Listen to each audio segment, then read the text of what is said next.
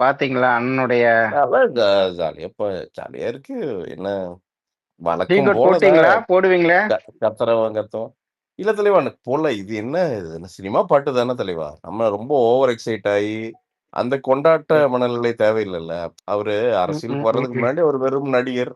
அதனால நாம நடிகர் அப்படின்னு அந்த எக்ஸைட்மென்ட் இருக்கும். இன்னைக்கு அவரு அவர் வந்து பார்ட் ஆஃப் சொசைட்டி அவரு. அப்படிங்கிறப்ப நம்ம ம்ஹ்ஹ்ம். ரொம்ப அவ்வளோ எக்ஸ்ட்ரீமா அத கொண்டாட வேண்டிய அவசியம் கிடையாது. ஓகே, நல்லா இருக்கு. படம் ஜெயிக்கட்டும். அ எல்லாத்துக்கும் நம்பி காசு போட்டுருக்காங்க. அவங்களுக்கு வந்து காசு பண்ணிட்டோம். இல்ல, நானு ஒரு லூசு பையன் பேசிட்டு இருந்தான் இன்னொரு ஸ்பேஸ்ல. அம் அ என்னங்க, அ அவன கேட்டு ஸ்பீக்கர் கேட்டேன், குடுக்க மாட்டேன்ட்டான். எங்கடா சிக்குவானா, சிக்குனா சிதைக்கலான்னு பார்த்தா மாட்ட மாட்றான் ஆளு. அதாவது எப்படி ஜெகதீஷ் புரொடியூஸ் பண்ணுவாரு? ஜெகதீஷ் எப்படி புரொடியூஸ் பண்ணுவாரு? அது விஜய் காசு தானே. இந்த மூதேவிக்கு புரொடக்ஷன் எப்படி பண்றாங்கன்னு கூட தெர்ல. ஏன்டா, பொ புரொடக்ஷன் பண்றவன் பூராமே என்ன 1000 கோடி கையில வச்சுட்டாடா பண்ணுவான். ஏன்டா மூதேவி! எல்லாம் வட்டிக்கு வாங்கி தான்டா பண்ணுவானுங்க. இந்த அறிவு இவனுங்களுக்கெல்லாம் அறிவு இருக்கா இல்லையா? விஜய் வந்து தன்னை நம்பி வந்தவன எல்லாத்தையும் சம்பாதிக்க விடுறாரு. எவனோ ஒருத்தன் சம்பாரிக்கிறதுக்கு விஜய் எப்பவுமே கூட இருக்கிற ஆள வந்து ஏத்தி விடுறது விஜயோட பழக்கம் அது. என்னங்க, இங்க நெறைய பேர் தியேட்டர் ஓனர்கள்ல செட்டில் ஆனவங்கலாம் இருக்காய்ங்க. ஒரு ஒரு 500 ஒரு ரொம்ப ஈஸியா ஒரு 100 டூ 300 தியேட்டரு விஜய் படங்கள்ல செட்டில் ஆனவங்க நெறைய பேர் இருக்காங்க. நான் பர்ட்டிகுலரா துப்பாக்கி. துப்பாக்கில செட்டில் ஆனவங்கலாம் இருக்காய்ங்க. துப்பாக்கில இடம் வாங்கி போட்டு இன்னைக்கு அது ஒரு பெரிய இன்வெஸ்ட்மென்ட்டா மாறுனவங்க நெறைய பேர் இருக்காய்ங்க. அன்னைக்கு யாரோ ஒருத்தர் அ பேட்டி பண்ணாரு. கத்தியோ ஏதோ ஒரு படத்துக்கு டிக்கெட் வித்து நான் 3 சென்ட் இடம் வாங்கினேன்ட்டு. விஜய் வந்து அவ்வளோ உனக்கு வந்து ஓவர்ஃப்ளோ ஆகும்.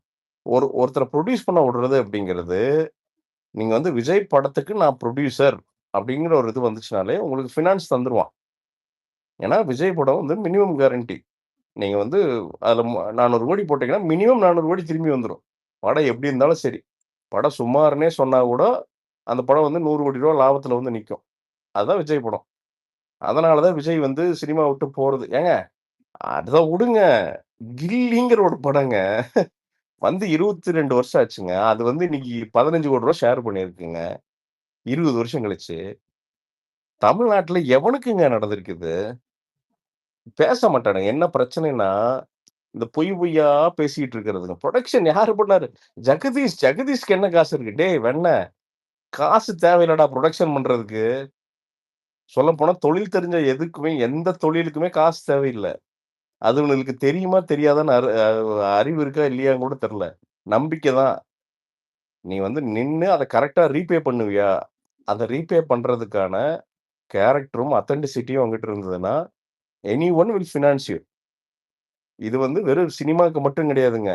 எனி பிசினஸ்ங்க ஒரு லெவலுக்கு மேல போயிட்டீங்க அப்டின்னா, இப்போ சரவணா ஸ்டோர்ஸ்ல வந்து சரவணா லெஜெண்ட் நடத்துறார்ல, எல்லா துணியும் போய் எனக்கு காசு குடுத்து வாங்கிட்டு வர்றாரா? அந்த பில்டிங் மட்டும் தான் வருது. மத்த எல்லாமே கடனுக்கு தான் வரும். 45 நாள் கடன், 90 நாள் கடன் வரும். இவரு வித்து செட்டில் பண்ணிட்டே இருப்பாரு. அவ்வளோதான். நாணயமா இருந்தாலும் திருப்பி திருப்பி சப்ளையர் குடுத்துட்டே இருப்பான். நீங்க வந்து வித்துட்டே இருப்பாங்க. இது எல்லா பிசினஸ்ஸுக்கும் பொருந்தும். Same with movie production. இப்போ விஜய்னால நஷ்டமாயிட்டாங்க எல்லாரும் அப்படின்னு சொல்றப்போ, இவனுங்க என்னைக்காவது ஒரு நாள் போயிட்டு வந்து நம்ம மாஸ்டர் புரொடியூசர் லலித்தோட வீட்ட மட்டும் பார்த்துட்டு வந்துரணும் இவனுங்க. யோவ்! நெறைய பேரு செட்டில் ஆயிட்டாங்கய்யா விஜய்னால. இதான்யா உண்ம. இதான் உண்ம. விஜய வச்சு யாருமே நட்டமானது இல்ல. அத நீ எடுத்து பேசணும்னா, இது வந்து என்னன்னா விஜய் மேல உனக்கு வெறுப்பு இருக்குன்னா, நீ அரசியலா பேசு. இது சரி பண்ணாரு, இது தப்பா பண்ணாருன்னு பேசு. சினிமாலாம் பேசாதடா, பேசாதய்யா. விஜய் இஸ் த இஸ் இ இ நம்ம டெக்கேடோட லாஸ்ட் சூப்பர் ஸ்டார் விஜய். இதான் உண்ம.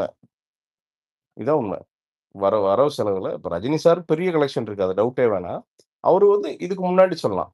அவங்க செட்ல கடைசி விஜய் செட்ல அது விஜய் தான் கடைசி சூப்பர் ஸ்டார். இனி அந்த ஓப்பனிங் இனி எல்லாம் ஒருத்தனுக்கு வருமா அப்படிங்கிறதெல்லாம் நீ கனவுல தான் நெனச்சு பார்க்கணும். அதான் உண்ம. நீ நீ வந்து நீ வந்து கேரக்டர் அசசினேட் பண்ண ட்ரை பண்ணலாம். எல்லாமே பண்ணலாம். என்ன வேணா நீ பண்ணலாம். பட் தென் இருக்கிற உண்மைய மாத்த முடியாது இல்லைங்களா? அதான் ப்ரோ. என்ன ஏலியன்ஸா பிரதர், வந்து பிளாக் பஸ்டர் பிரதர் ஆக்குது ஒரு படத்த. அத கூட என்னங்க? புரியலையா இவங்களுக்கு? ஏலியன்ஸா வந்து பிளாக் பஸ்டர் ஆக்க போது படத்த. சோ இல்லங்க. அது அவனு நீ ம நீ பாருங்க, உன்னைய ஆரம்பிச்சுருவானுங்க பாருங்க. ஜனநாயகன் காற்று வீசுகிறதுன்னு பிரதர் ஏதாவது பழைய ஃபோட்டோ எடுத்து பிரதர் ஒரு போடுவானுங்க. டவுட் பிரசாத் ப்ரோ அது ஒரு டவுட் கொஞ்சமாச்சும் ஒரு மண்டையில டவுட் ப்ரோ இல்ல இல்ல இல்ல ப்ரோ ப்ரோ ஒரே ஒரு இன்னைக்கு டவுட் மட்டும் காலையில ஒருத்தர் ஒருத்தன் ஒருத்தர் பேசியிருந்தான். பேசுங்க. நெறைய பேர் பேசுங்க. ஒரே ஒரு டவுட் மட்டும் கேட்டுக்கிட்டுங்களா? இந்த சேட்டலைட் ரைட்ஸ் வந்துட்டு வாங்கியிருக்காங்கன்னு கேள்விப்பட்டது உண்மையா? தலைவா வாங்கியிருந்தாலும் பிசினஸ் தானே தலைவா. தலைவா ஒரு விஷயம் நல்லா அது தெரிஞ்சுக்கங்க. பிசினஸ். இல்லங்க நீங்க ஒரு பேசுங்க ப்ரோ. இல்ல இன்னொரு இல்ல இல்ல அரசியலாவே நான் உங்களுக்கு கேட்கறேன், வேற சொல்றேன். எதுவும் இல்ல. அரசியல் பார்த்திபன், அரசியலாவே சொல்றேன் பார்த்திபன். அரசியல் வந்து இங்க நிரந்தர எதிரி, நிரந்தர நண்பன்லாம் என்னைக்குமே கிடையாது. இதே திமுக இன்னைக்கு வந்து பாசிசம்னு பாயற திமுக எல்லாம் துண்ட போட்டு பிஜேபி கூட தான் உட்கார்ந்துட்டு இருந்தாய்ங்க. கூட்டணி வச்சுக்கிட்டு உட்கார்ந்து அமைச்சர் வாங்கிட்டு இருந்தாங்க. முரசொலி மாறன் எந்த அமைச்சரவையில இருந்தாருங்க? எல்லாம் பிஜேபி கூட தான் இருந்தாங்கங்க. இவங்க திருப்பியும் வந்து பிஜேபி கூட சேர மாட்டாங்கன்னா ஒண்ணுமே கிடையாதுங்க. அது நீங்க 100% சொல்லுங்க பாப்போம். இனிமேல் ஆயுசு வரை பிஜேபி கூட கூட்டணி வைக்க மாட்டேன். ஐயா முதல்வர் ஐயாவே சொல்லியிருக்காங்க. இனிமேல் ஆயுசு வரை காங்கிரஸுடன் கூட்டணி வைக்க மாட்டேன். இப்பதான் சொன்னாரு. அப்புறம் திருப்பி அவர் போயிட்டாங்க. எப்பவுமே என்னன்னாங்க, ஒரு அரசியல் காய் நகர்த்துறதுக்கு என்னைக்குமே எல்லா பிரிட்ஜையும் பர்ன் பண்ண மாட்டாங்க. இப்ப விஜய் வந்து ஒரு அரசியல் சக்தியா வளர்றாரு அப்படின்னா, திமுகவுக்கு தெரியும். நல்லா தெரியும். திமுகவுக்கு வந்து நல்லா தெரியும். விஜய் வந்து மிகப்பெரிய அரசியல் சக்தியா உருவெடுக்கிறாரு. நமக்கு மிகப்பெரிய தலைவலி விஜய் தான் அப்படிங்கிறது திமுகவுக்கு நல்லா தெரியும். சோ இந்த அதாவது அந்த தப்ப அவங்க பண்ணவே மாட்டாங்க. நீங்க ஒரு பக்கம் வந்து பார்த்தீங்கன்னா, சைலன்ட்டா யாராவது ஒருத்தர குத்தி விட்டு அடிக்க சொல்லுவாங்க விஜய. பட் இன்னொரு பக்கம் அந்த பிரிட்ஜ போட்டுட்டே இருப்பாய்ங்க. திருப்பி வருவார். நீங்க கமல் சார் துப்பாங்க. கமல் சாருக்கு இன்னைக்கு தானே பிறந்த நாளு. இன்னைக்கா நேத்து போனாரு. ஏன் கமல் சார் டிவி உடைச்சு நேத்து துப்புன்னு துப்புனாருங்க. நேரடியாவே துப்புனாருங்க. 2 வருஷம் துப்பிட்டு இருந்தாருங்க. அவ்வளதாங்க. தொடச்சு போட்டு இன்னைக்கு பாருங்க. எல்லாரும் போய் ஃப்ரெண்ட் ஆயிட்டாய்ங்க பாருங்க. அவ்வளதாங்க அரசியலு.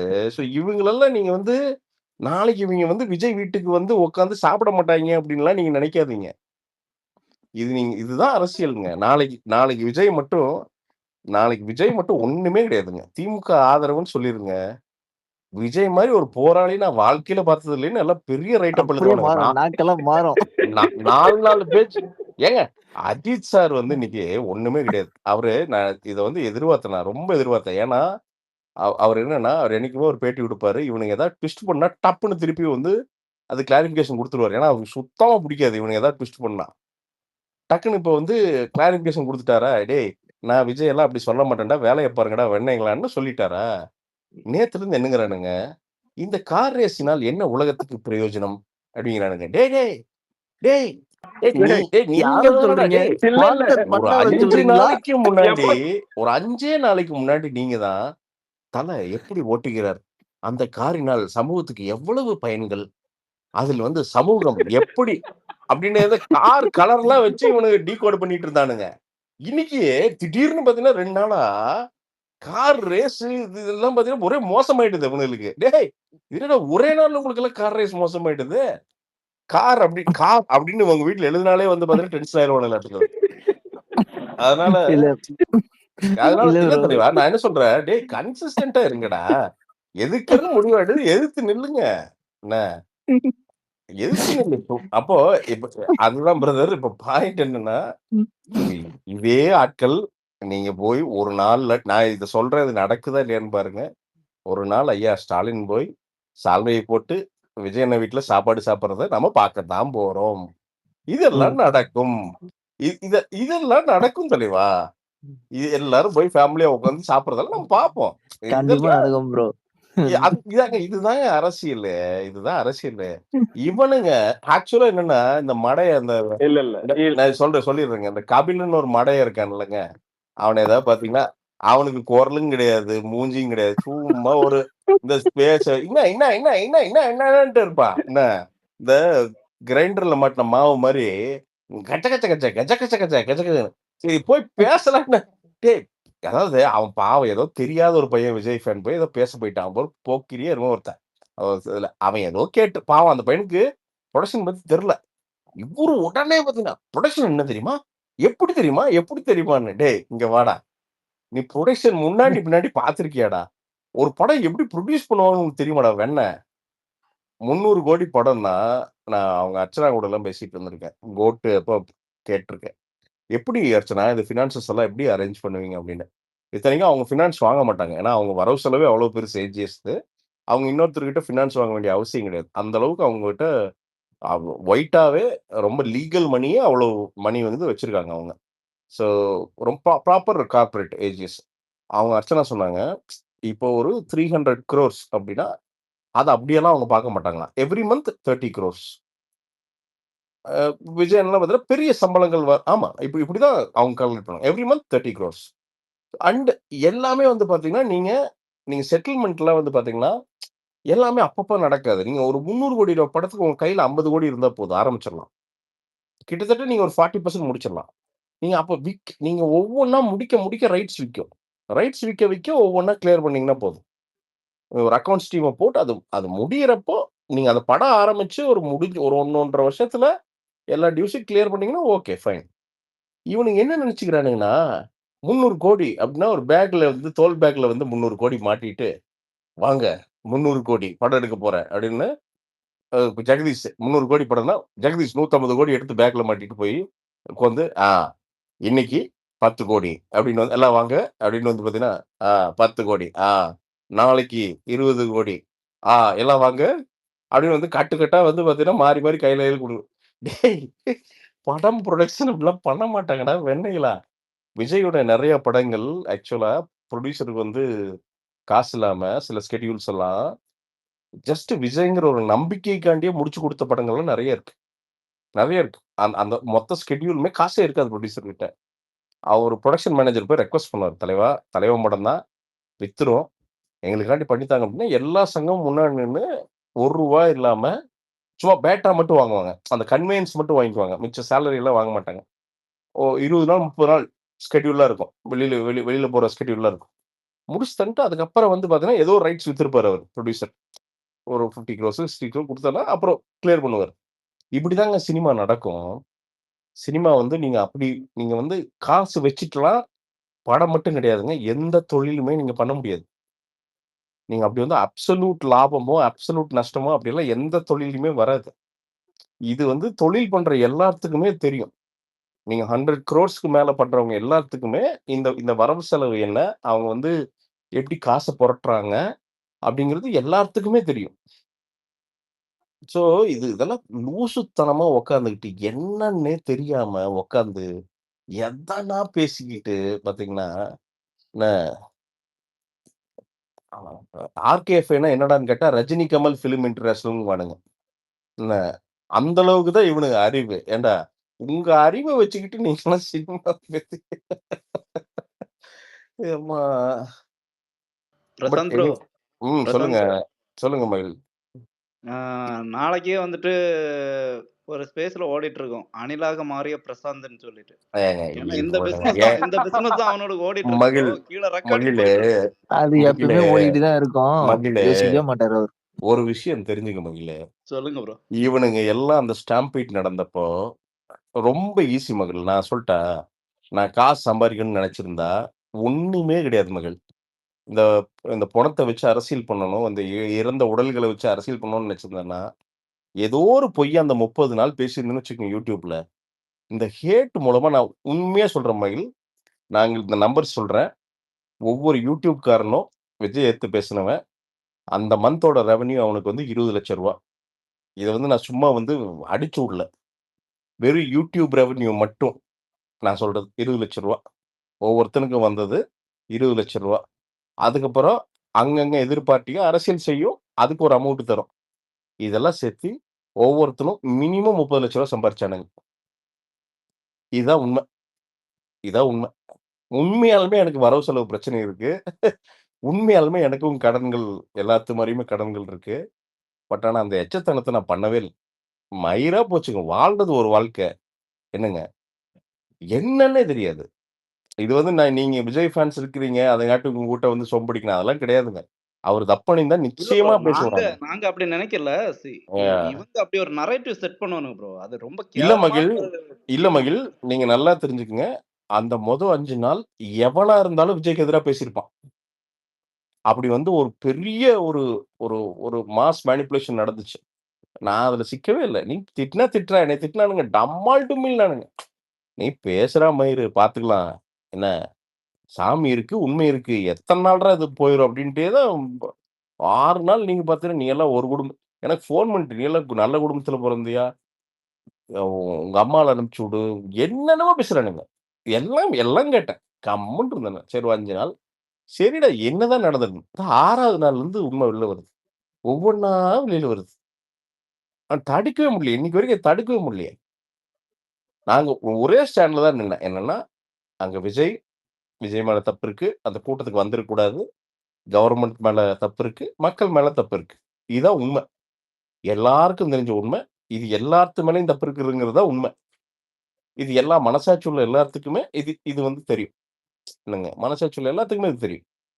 ஒரே ஒரு ஆள் இவனுங்க என்னென்ன பண்ணானுங்கன்னு நினைக்கிறீங்க? விஜய்க்கு வந்து பார்த்தீங்கன்னா, டிராகுலா மாரி பல்லு போட்டுவுட்டு, ரத்தம் சிந்த விட்டு, அந்த பஸ் வருதா, அந்த பஸ்ஸுக்கு அடியில வந்து டெட் பாடியா கிடக்குதா, அந்த பஸ் அதுக்கு பக்கத்துல நிக்குதா. அதாவதுங்க கொலையாளி, சைக்கோ கில்லர். அ இல்லங்க. இது உனக்கு திரும்பும்டா. டேய்! உன் கருமாவ யோசிடா. நீ ஒரு சித்தாந்தத்துக்கு நிக்கிறன்னு நில்லு. தாராளமா நில்றா. டேய்! அதுக்குன்னு வந்து ஒருத்தன மர்டரரா நீ வந்து பேஸ் பண்றேன்னா, அது எவ்வளவு ஒரு எச்சத்தனம் அது. இல்ல அவனும் பிரதர், ஒரு மனுஷன். இல்ல ப்ரோ அவனும் ஒரு வந்துட்டு மனுஷன் அந்த தானே. நேச்சுரல் விஜய்ங்கிற ஒரு ஆளும் உன்ன மாரி ஒரு மனிதன் தானே. அவனுக்கும் ஃபீலிங்ஸ் எல்லாம் இருக்கும் தானே. அப்படி ஹர்ட் பண்ணி என்னங்கடா அப்படி என்னடா பாலிடிக்ஸ் பண்றீங்க மயிராண்டிங்களா? அ? அது என்னடா பாலிடிக்ஸ்? இந்த பிரசாந்த் ப்ரோ, இந்த இடத்துல அவங்களுக்கு வந்துட்டு ஹேட் பரப்புறது மூலமா வந்து ஒரு ஃபேமும், அதே மாதிரி வந்துட்டு எவனாச்சும் ஒருத்தன் காசு கொடுத்துட மாட்டானா, நமக்கு காசு வந்துடாதா, அந்த மாதிரி ஒரு எண்ணம் மட்டும்தான். ஏன்னா என்கிட்ட ஓப்பனா ம். சொன்னானுங்க, ஆமா எனக்கு காசு வருது நான் போடுறேன், நீ காசு கொடுக்குறியா? அதாவது நீ பாலிடிக்ஸா பண்ணாம அதை வந்து ஒரு வியாபாரமா மாத்தி நண்பா அதை நீ வந்து அதான் சொல்ற நண்பா. ரொம்ப நீ கமெண்ட் பண்ணு. இங்க பாரு கிரிட்டிசைஸ் பண்ணு. இப்ப நீ விஜய் தப்பு பண்றாரா? என்னங்க இது அரசியல் முதிர்ச்சி இல்லாத பேச்சு? என்னங்க இது இந்த செயல்? இது வந்து சரியான செயல் இல்லையே. இதெல்லாம் பேசு. பிரச்சனையே கிடையாது. ஆனா, நீ வந்து நீ வந்து கொலைகாரங்கிறதெல்லாம் வந்து என்னன்னா, வெறும் வன்மம் தான். இதுல எங்க முதிர்ச்சி இருக்கு? என்ன இருக்கு இதுல? என்ன? ஸோ, அங்க தான் ஸோ அது ஸோ பட் இன்னைக்கு ஒவ்வொன்னா வெளியில வருது. எல்லா கேள்விகளும் கேட்கப்படுது. இன்னைக்கு சிபிஐ வந்து ஆக்சுவலா என்குயரி போயிருக்காங்க. ஜஸ்ட் ஒரு நியூஸ் ஃபீட் படிச்சேன். ஆம்புலன்ஸ் டிரைவர்ஸ் எல்லாத்தையும் கூப்பிட்டு விசாரிச்சிருக்கிறாங்க. விசாரிச்சு எப்படி பேமெண்ட் பண்ணீங்க? என்ன? இதெல்லாம் கேட்டிருக்காங்க. ஸோ ஐ மீன் ஆம்புலன்ஸ் எடுத்துட்டு போனீங்க, ஹாஸ்பிட்டல் சேர்த்தீங்க. பட் அதுக்கு பேமெண்ட் எப்படி வந்தது? அப்படிங்கிற கேள்விகள் கேட்டிருக்காங்க. அதனால நல்லதே நடக்குன்னு நம்புவோம் நம்ம. பிரசாந்த் ப்ரோ ம். கேக்குதா? அப்போ நம்ம ஒரு வாக்காளரா எல்லா அரசியலையும் பார்த்திருப்போம். எம்ஜிஆர் காலத்து அரசியல்னு எல்லாத்தையுமே ம். கேட்டிருப்போம், தெரிஞ்சிருப்போம். அந்த காலத்து அரசியல்ன்றது எதை பத்தி இருக்கும் பாத்தீங்கன்னா, மக்கள் எந்த கட்சியை சார்ந்து போறாங்க, எந்த தலைவரை பின்தொடர்ந்து போறாங்க, ம். அந்த கட்சி தான் அரசியல் அமைக்கும் அப்படின்ற ஒரு அப்படிப்பட்ட பாலிடிக்ஸ் தான் பார்த்திருக்கோம். ஆமா. ஆனா அண்ணா வந்ததுக்கு அப்புறம் கூட்டம் ஓட்டா மாறாது. விஜய்க்கு கூட்டணி இருக்கா? ம். பணம் பலம் இருக்கா?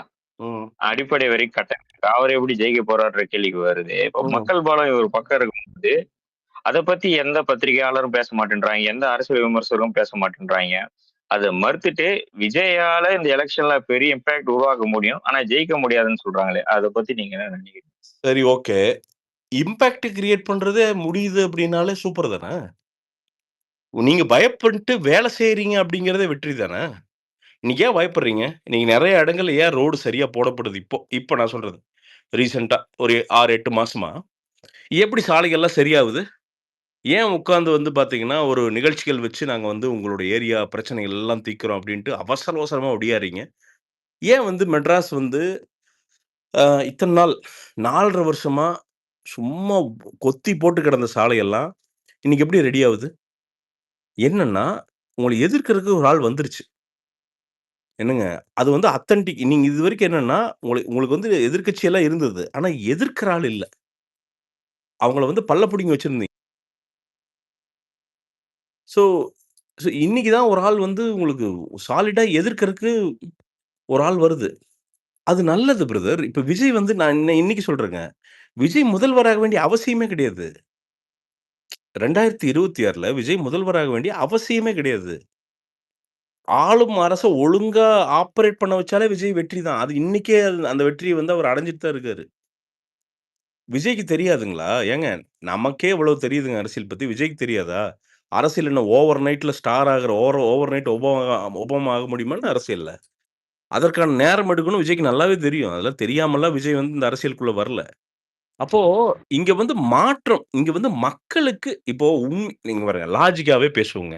உண்மையாலுமே விஜய்க்கு இதுல என்னங்க? நான் கேட்கிறேன். ஏங்க நீங்களும் நானும் இருக்கிறேங்க. நீங்க ரூ. 200,00,00,000 கூட போட வேண்டாங்க. ரூ. 100,00,00,000 சம்பளம் வாங்குறாருன்னு வச்சுக்கங்க. ரூ. 100,00,00,000ங்கிறதுங்க, நம்ம எல்லாருமே இங்க இருக்கிற எல்லாருமே நம்ம வாழ்நாள் கனவுங்க. ஒரு ரூ. 100,00,00,000 சம்பாரிக்கிறதுங்க நம்மளோட வாழ்நாள் கனவு. அந்த வாழ்நாள் கனவ அந்த மனுஷன் ஒரு படத்துல சம்பளமா வாங்குறாருங்க. சரிங்களா? ஏன்னா 200,00,00,000னா கூட நீங்க வந்து ஓவர்ன்னு சொல்லுவீங்க. ரைட். 100,00,00,000ன்னு வச்சுக்கோ. அப்போ அவருக்கு ரொம்ப கம்மியா அசெட் போடுவோம். ரொம்ப கம்மியா அசெட் போட்டுக்குவோமே. ஒரு குறைஞ்சது அவரோட சம்பாத்தியம் இந்த இவ்வளவு வருஷத்து சம்பாத்தியத்துக்கு ஒரு ரூ. 500,00,00,000 சம்பாத்தியம் ஐ மீன் அந்த அசெட்ஸ் இருக்கும். ரொம்ப கம்மியா போட்டா. இப்போ இப்படி ஒருத்தன் நாம இருக்கிறோம். நம்ம அரசியலுக்கு வருவோமா உண்மையா?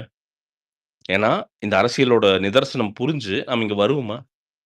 போங்கடா டேன்ட்டு ஜாலியா எங்கன்னா வெளிநாட்டுல வந்து பார்த்தீங்கன்னா, ஒவ்வொரு நாட்டிலயும் புடிச்ச நாட்டுலலாம் ஒவ்வொரு வீட்ட வாங்கிட்டு, ஜாலியா படுத்துக்கிட்டு, Instagramலயோ ஏதோ ஒரு போஸ்ட்ட போட்டுக்கிட்டு, நாங்க சந்தோஷமா வாழ்றோம் ஊருக்கு காட்டிட்டு, அப்படியே போயிரலாம்ல. புடிச்சதுன்னா நல்ல பேர் எடுக்கணுமா? ரொம்ப பெருசா விஷயம் ஒண்ணும் பண்ண வேண்டியது இல்லையே.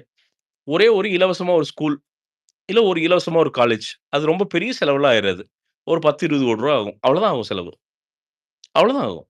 பண்ணிட்டா போதுங்க. அவருக்கு நல்ல பேர் வந்துரும்.